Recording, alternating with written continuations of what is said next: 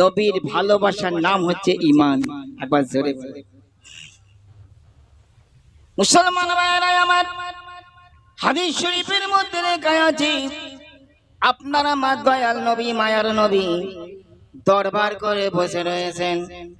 এমন সময়েতে হযরত আবু বকর সিদ্দিক রাদিয়াল্লাহু তাআলা আনহু আমার রাসূলুল্লাহর পাক দরবারে এসে হাজির হলেন। নবীর সামনে বসে হাত জোড় করে বলছে, ইয়া রাসূলুল্লাহ, ইয়া হাবিবাল্লাহ, নবী গো, পৃথিবীর বিভিন্ন মানুষ বিভিন্ন জিনিস পছন্দ করে থাকে।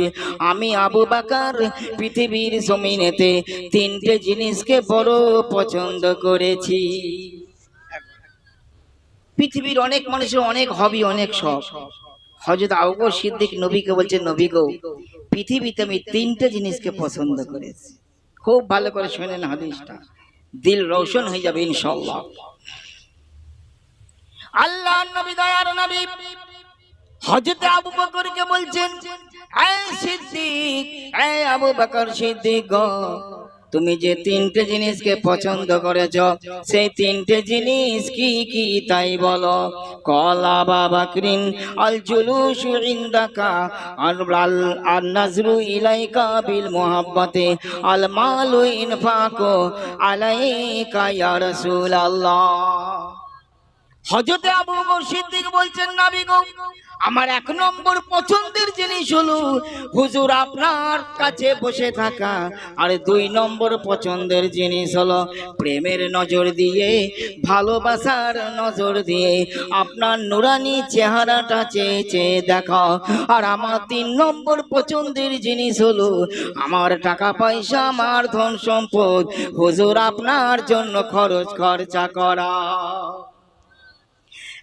24 পরগনার মুসলমান খুব ভালো করে বুঝে নিবেন, আমার নবীর কাছে বসা পছন্দ করেছিলেন বলে আজও পর্যন্ত আপনি মদিনা শরীফে গিয়ে দেখুন, যেখানে আমার রাসূলুল্লাহ রওজা মুবারক, নবীজির পাশেতেই হযরত আবু বকর সিদ্দিকের রওজা মুবারক। একবার জোরে বলেন না। নবীর কাছে বসা পছন্দ করেছিলেন, তা আল্লাহ কবুল করে নিলেন। নবীর পাশেতে তার রওজা হলো। আমরা জিয়ারত করে এসেছি মাশাআল্লাহ আপনাদের দোয়ার বরকতে। 2012 সালে নবীর রওজা পাক জিয়ারত করে এসেছি হজে গিয়ে।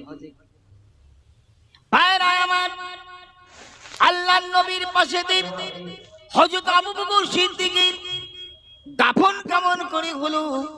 আবু বকর সিদ্দিকের মাজার শরীফটা নবীজির মাজারের পাশে কেমন করে হলো? ভালো করে শুনে নিন। আপনার একটা কথা জবাব দিন বাবাজিরা, ভাইরা আমার, আমার নবী জিন্দা নবী না মুর্দা নবী? এই জোরে সরে বলেন আল্লাহু আকবার। ভালো করে মশলা শুনে নেন। সুন্নি জামাতের ভিতরে 4টি মাযহাব আছে বাবা, হানাফি, শাফিঈ, মালিকি, হাম্বলি। এই 4 মাযহাবের আলেম ওলামাদের ফতোয়া, 4 মাযহাবের ইমামদের ফতোয়া যে নামাজ পড়া যেমন ফরজ, রোজা রাখা যেমন ফরজ, হজ করা যেমন ফরজ, যাকাত দেওয়া যেমন ফরজ, আমার নবীজিকে হায়াতুন নবী মেনে নেওয়া, আমার নবীজিকে জিন্দা নবী বলে মেনে নেওয়া মুসলমানদের জন্য ফরজ আকীদা। 63 বছর বয়সে আপনার আমার নবী দুনিয়া থেকে পর্দা নিয়ে চলে গেলেন। বিশ্ব মুসলিমের খলিফা নির্বাচিত হলেন হযরত আবু বকর সিদ্দিক রাদিয়াল্লাহু তাআলা আনহু। বাবা 2 বছর 3 মাস খেলাফতের দায়িত্ব পালন করলেন। তারপর হযরত আবু বকরের শারীরিক অবস্থার খুব অবনতি হয়ে গেল। উনি নিজে বুঝতে পেরে গেলেন, আমি হয়তো বেশি দিন আর পৃথিবীতে বাঁচতে পারবো না, কোন দিন আল্লাহর ডাকে আমাকে দুনিয়া ছেড়ে চলে যেতে হবে।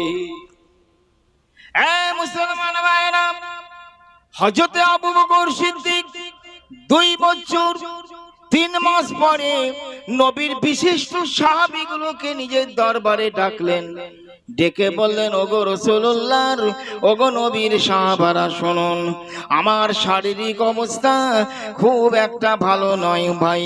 কোন দিন হয়তো আল্লাহর ডাকে পৃথিবী ছেড়ে চলে যাব, তাই আপনাদের কাছে আমি ওসিয়ত করে যাচ্ছি, আমি আবু বকর যেদিন মরে যাব, আমি আবু বকর যেদিন ইন্তেকাল করে যাব, সেদিন তোমরা আমাকে গোসল দিয়ে কাফন পরিয়ে খাটিয়ার উপর আমার লাশটা তুলে নিয়ে কাঁধের ওপর করে বয়ে বয়ে নিয়ে সোজা রাসূলুল্লাহর মাজার শরীফের কাছে নিয়ে যাবে।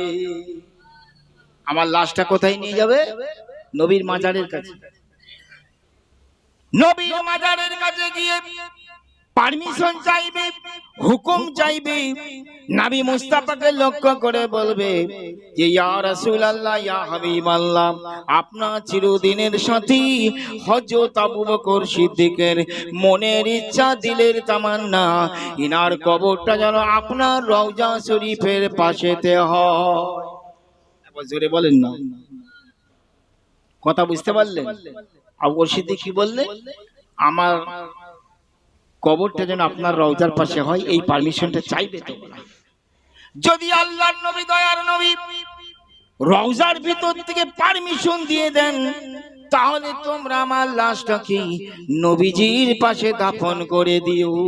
আর যদি নবী কোনো পারমিশন না দেন, যদি নবী কোনো হুকুম টুকুম না দেন, তাহলে তোমরা আমার লাশটাকে ওই মদিনার গোরস্থান জান্নাতুল বাকিতে দাফন করে দেবে। একবার জোরে বলুন। আপনারা কি বুঝলেন?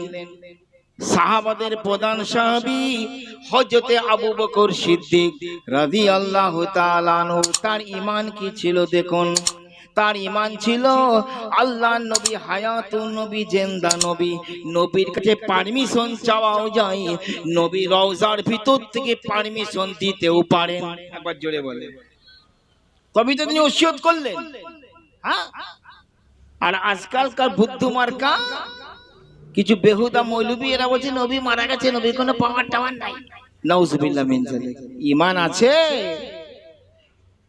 সাহাবাদের ঈমান দেখেন। এই 24 পরগনার মুসলমান, কান খুলে শুনে নিন, হযরত আবু বকর সিদ্দিক রাদিয়াল্লাহু তাআলা আনহু কিছুদিন পর সত্যি ইন্তেকাল করলেন। নবীর সাহাবারা ওনার লাশ মোবারকটাকে গোসল করিয়ে কাফন পরিয়ে খাটিয়ার ওপর তুলে কাঁধে করে বয়ে বয়ে বয়ে বয়ে আমার নবীজির রওজা শরীফের কাছে নিয়ে এলেন। এসে লাশটাকে নামালেন। সাহাবারা লক্ষ্য করে দেখলেন নবীর রওজার মোবারকে তালা চাবি দেওয়া আছে। তালা চাবি, গেটে তালা। চাবির কাঠি কোথায় আছে শুনে নিন। আমার নবীর ঘরণী, জগৎ জননী আম্মা জান আয়েশা সিদ্দিকা রাদিয়াল্লাহু তাআলা আনহার হাতে নবীর মাজার শরীফের চাবি কাঠি আছে। একবার জোরে বলেন। সাহাবারা বলল, যাও আম্মা জানের কাছে যাও, আম্মা জান আয়েশা সিদ্দিকার কাছ থেকে ওই চাবি কাঠিটা নিয়ে এসো। এমন সময় শেরে খোদা মাওলা আলী, আমার মাওলা আলী মুশকিল কুশা হাত উঁচু করে দাঁড়িয়ে পড়লেন। সাহাবাদের বললেন, ও রাসূলুল্লাহর সাহাবারা, আম্মা জানের কাছ থেকে চাবি কাঠি আনার প্রয়োজন হবে না, আমি আলী দেখি কত দূর কি করতে পারি। এই বলে শেরে খোদা আলী নবী রওজার সামনে গিয়ে বলছেন, ইয়া রাসূলুল্লাহ, ইয়া হাবিবাল্লাহ, নবী গো, আপনার চিরদিনের সঙ্গী হযরত আবু বকর সিদ্দিকের মনের ইচ্ছা, ইনার কবরটা যেন আপনার রওজা শরীফের পাশে হয়। যখনই আলী এই কথা বলেছেন, নবীর রওজার ভিতর থেকে আওয়াজ চলে এলো। হাজার হাজার সাহাবী নবীজির পবিত্র কণ্ঠস্বর শুনতে পেলেন।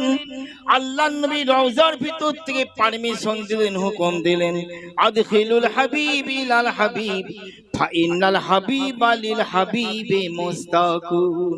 ওই আমার সাহাবারা, ওই বন্ধুকে এই বন্ধুর কাছে প্রবেশ করিয়ে দাও, কেননা আমি বন্ধু ওই বন্ধুর জন্য বড় অপেক্ষায় আছি। একবার জোরে বলে, কি গো, নবী জিন্দা নবী কিনা? যে চাবি কাঠি আনতে হলো না, নবী রওজা শরীফের গেট তালা ছুটে গিয়ে অটোমেটিক দরজার পাল্লা দুই দিকে ফাঁক হয়ে গেল। একবার জোরে বলে, নবী সাহাবারা হযরত আবু বকর সিদ্দিককে নবীজির পাশে দাফন করে দিলেন। কি গো, নবী আমার জিন্দা নবী না? এই জোরে সোরে বলেন।